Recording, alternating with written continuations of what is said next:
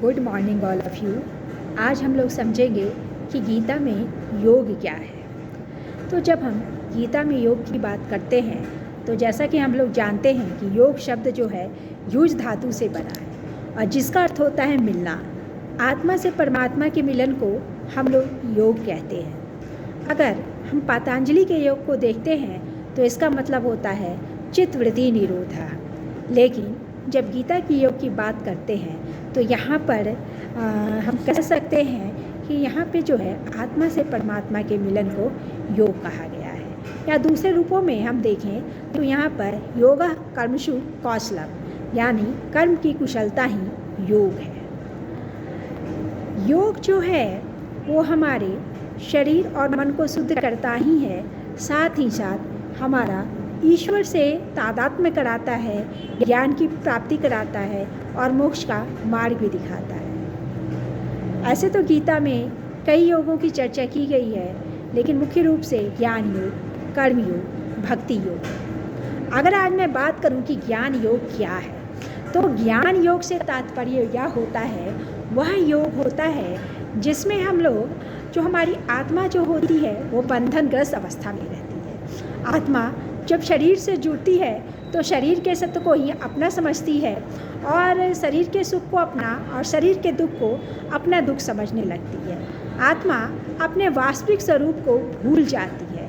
तो ज्ञान के द्वारा जब हमारी आत्मा को, मन को जब वास्तविक ज्ञान की प्राप्ति हो जाती है तो उस अवस्था में आत्मा अपने वास्तविक स्वरूप को समझ जाती है और वह समझ जाती है कि वास्तव में आत्मा ही परमात्मा है।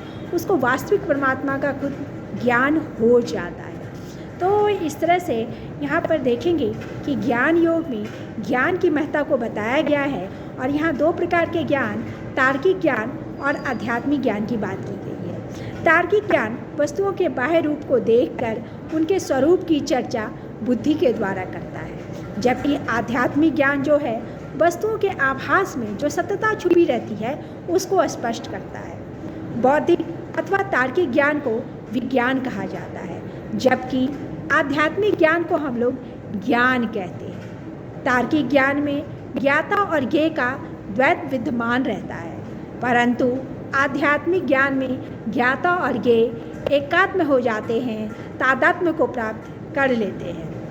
जो व्यक्ति ज्ञान को प्राप्त कर लेता है वह सभी भूतों में आत्मा को और आत्मा में सभी भूतों को अवस्थित पाता है।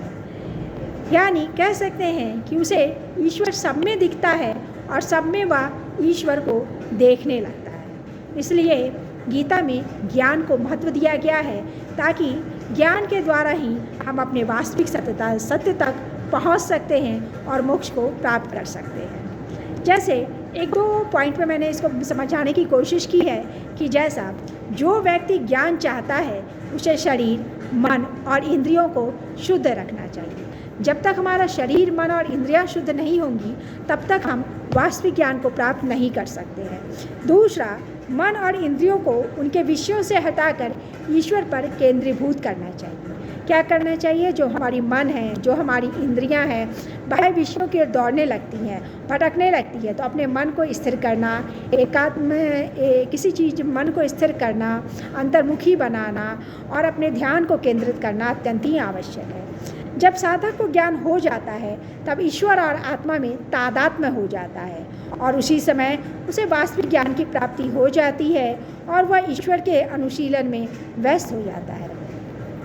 इस तरह हम कह सकते हैं कि योगाभ्यास के द्वारा हम वास्तविक जो मोक्ष है उसको प्राप्त कर सकते हैं, अपने वास्तविक स्वरूप से एकाकार हो सकते हैं। तो इस तरह से हम लोग इसको समझ रहे हैं और कह सकते हैं कि ज्ञान योग की महत्ता यह है कि जो ज्ञाता है वह हमारे सभी भक्तों से श्रेष्ठ है। यानी कि जब हमें ज्ञान हो जाता है, वास्तविक स्वरूप का ज्ञान हो जाता है, तो हम अपने आप ही सच्चिदानंद को प्राप्त कर लेते हैं, उस शुद्धता को प्राप्त कर लेते हैं और सभी दुखों से उभर जाते हैं, बाहर आ जाते हैं। आसक्ति से रहित ज्ञान में स्थिर होते हुए चित्त वाले यज्ञ के लिए आचरण करते हुए संपूर्ण कर्म नष्ट हो जाते हैं।